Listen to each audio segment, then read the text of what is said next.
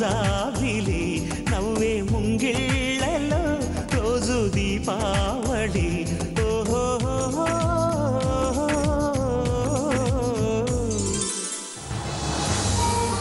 అసలు మీరు ఎందుకు కన్నీళ్ళు పెట్టుకుంటున్నారు? నాకు ఇప్పటికీ అర్థం కాలేదు. అతను చేసిన పని అన్న మాటలు విన్నా కూడా అదే ప్రశ్న. నిలకడలేని మనిషి, నిజం తెలియనివాడు నిందలేస్తే కలత చెందాలా? రాముడంటే బాధపడాలి కానీ రావణుడంటే బాధపడకూడదు. మనిషి చెలించినప్పుడే కళ్ళు చెమ్మగిల్లుతాయి. అవి మన స్పందనలకు సాక్ష్యాలు. సంతోషాలకి దుఃఖాలకి కన్నీళ్ళు వస్తాయి. వాటికంటూ ఒక విలువ ఉంది. వాటి విలువ తగ్గిస్తే బతుకు అర్థం మారుతుంది. భరించడం నా వల్ల కావడం లేదు. అది అబద్ధమని మీ మనసుకు తెలుసు. మీ గురించి మీ మనసు గురించి నాకు తెలుసు.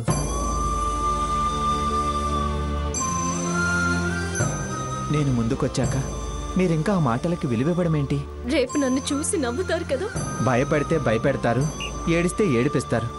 కృంగిపోతే నడవలేం, ధైర్యం చేయకపోతే బతకలేం. మంచితనం ఉండొచ్చు కానీ మరీ అంత మంచితనం ఉండకూడదు. చూడండి, గుప్పెడు గుండె గొప్ప జీవితాన్ని ఇస్తుంది. దాన్ని మనం బరువు అనుకో. దాన్ని బాధపెట్టి బరువు పెంచితే అది మనల్ని భరించలేదు. దిగమింగుకుంటూ ఎలా తేలిక పడడం, ఇదంతా నా కర్మ. అసలు అవసరం ఏమొచ్చింది? కన్నీళ్లు అబద్ధానికి సపోర్ట్ చేస్తాయి. బ్రహ్మ జననంతో పాటే జడ్జిమెంట్ కాపీ జత చేసి పంపుతాడు. మనం ఫాలో అవుతూ బతికేయాలంతే. కానీ కర్మ రాత అనుకోవడం తప్పు. వాళ్ళు కేవలం డబ్బు చూసేవాళ్ళు, గుండె చప్పుడు తెలిసిన వాళ్ళు కాదు. వాళ్లకు విలువిచ్చి మీ విశ్వాసాన్ని మీరే పోగొట్టుకుంటే ఎలా? వాళ్ళకి ద్వేషించడమే కానీ ప్రేమించడం తెలియని మనుషులు. అలాంటి వాళ్లను అస్సలు పట్టించుకోకూడదు. క్యారెక్టర్ లేని మనుషుల్ని వదిలేయండి. చూడండి, వాళ్ళు ఏమన్నా ఎన్ని అనగలిగినా రేపటి వరకే కదా. సీత గారు, మీరు నా మనిషి అయిన తర్వాత మీ గురించి ఏ కామెంట్ గాని ఎవరు చేసినా నేను మౌనంగా ఉండను. వాళ్ళు నోరెత్తకుండా చేస్తాను. ఏదో ఒకప్పుడు నా అభిప్రాయం చెప్పాను కానీ సమాధానం అడగలేదు.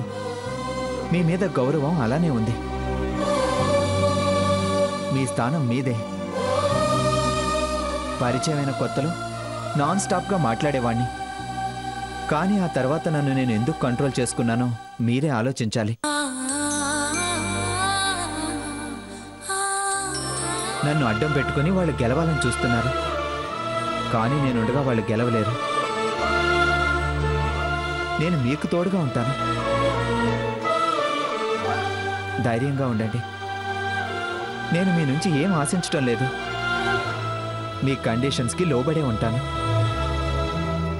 అభిమానించే మనిషిగా ధైర్యం చెప్పే స్నేహితుడి పాత్ర మాత్రమే పోషిస్తాను. నన్ను నమ్మండి. మీ కన్నీళ్లు తుడిచే ధైర్యం చేయలేను. ఈ కచ్చిప్ తీసుకోండి.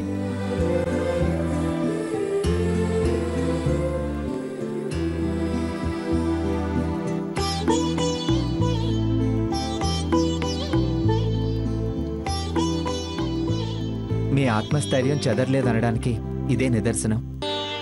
ప్రశాంతంగా ఉండండి. నేను ధర్మం తప్పినా మీ మాట దాటను. మీకు అంతరంగికుడిని కాలేకపోయినా రక్షకుడిగా జీవితకాలం ఉంటాను.